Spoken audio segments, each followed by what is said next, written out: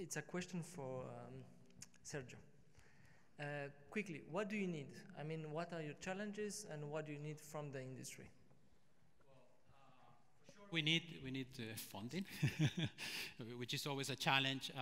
We are funded by the government at the moment. Every time I approach the industry, oh, this is fantastic, great idea, 20,000, can we talk tomorrow? I have to go, blah, blah, blah. So we need resources in order to scale up our capability, and then we need the industry involved. And the value that the industry will get is you are able to work with these teenagers or young adults that will give you ideas that you never thought about it.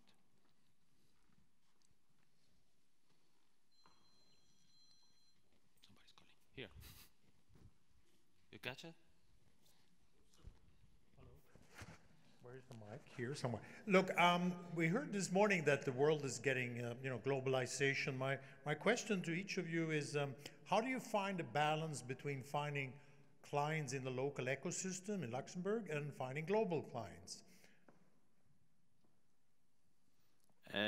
We chose to start here, so we actually started quite niche in a very specific part of the asset management industry, private equity, real estate funds, and we grew from there.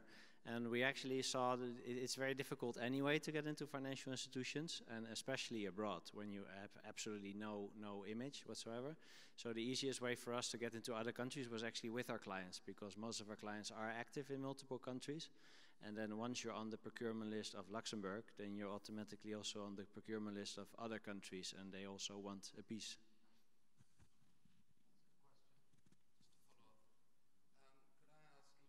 Could I ask each of you just very succinctly, why Luxembourg?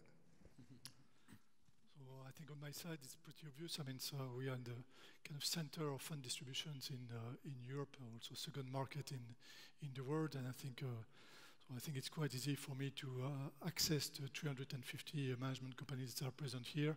They onboard distributors that are everywhere in the world, so I'm pretty lucky to have actually concentrations of clients in two locations, mainly Luxembourg actually. So I think with this I can build a global network just I think by attracting clients here in Luxembourg. Sure. I mean, so for us, it's really important to have license and regulatory support. And I think for this, I want to plow for Luxembourgish regulator because, when before we moved to Luxembourg, we were actually licensed in the UK by FCA. And because of Brexit, we come to Luxembourg. And Luxembourg allow us to passport license pretty quickly after understanding our business model. And the tremendous work has been put in blockchain specifically across Europe, I think, and also PSD2 shows that the financial industry and the regulator are more open to this innovation business model and product. And that's really what we need because remember, one leg of our business actually in frontier markets where a lot of things are still being developed. And when we engage local regulator, they want to see kind of evidence and things that where else are you licensed? Why are you, like what kind of business model have you been recognized elsewhere? And when we engage local regulators, there's actually no regulation for blockchain-based payment company. We said we want to be licensed, but there's no regulation. We need to create one. And the tremendous work has been put in Europe, especially in Luxembourg, help us to educate the regulator there. So that is why we chose Luxembourg. And LHoFT. Thanks for the LHoFT. LHoFT has provided a very, very comfortable and safe environment for you to innovate. So come to LHoFT. David, this is a question for you. Your business is predicated on blockchain, sort of commodity blockchain. What's the risk that you see around, payments being transacted in someone else's, even though no one owns it, but you don't have any control over transaction cost or transaction speed? How do you get around that, and is that the ongoing plan, or do you have to change that at some point in the future if the transaction costs and speeds become prohibitive? Okay, is that question for me? Yeah. Okay, so if I rephrase your question, you're asking how basically are we leveraging the blockchain technology to lower the cost, or? Well, I mean, the transaction cost and the speed, you have no control over. What if they get to a point where it becomes prohibitive for you to run that business? Do you have a plan to move beyond commodity, have your own cryptocurrency or whatever around that? Okay, so for now, we are not planning to do any ICO at the moment. I think for now, there's still a lot of problems we are not yet solving. Right, so if you look, what I observe in a lot of frontier markets, there are so many payment systems that they're not talking to each other or not talking to each other in the most efficient way. So basically, you see our model is one, we use the traditional one, which is communicating, bypassing the correspondent banking system, because that's where the inefficiency is, SWIFT system.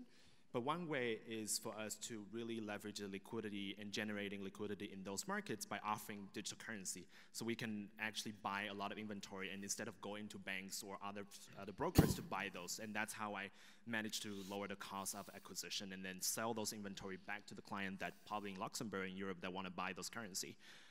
So we don't have immediate plan to launch our own blockchain coins, but we see this technology really as a tool for us to build our business and scale really fast in the last 3 years. So, yeah. My question is for Jonathan. Nazir asked, why did you come to Luxembourg? But Jonathan, why do you stay in Luxembourg? Thanks, Kamel. Thank you. I remember that one. Yeah, I do a lot with him. It's over, by the way. Now, I think basically we focus on B2B, and the second B being banks, and I think there are plenty of banks here. I think the official figure is 140 financial institutions, so there's plenty to do here, and there's a barrier to entry to with the PSF license, which is very specific to Luxembourg, and so you can create a long-term relation with the partners also, and obviously we're local entrepreneurs. I was the only one moving from a country, relocating in Luxembourg. But if I ask my 3 business partners who are true Luxembourgish natives to move, I'm not sure they'd be too happy. It's a wonderful country to live in.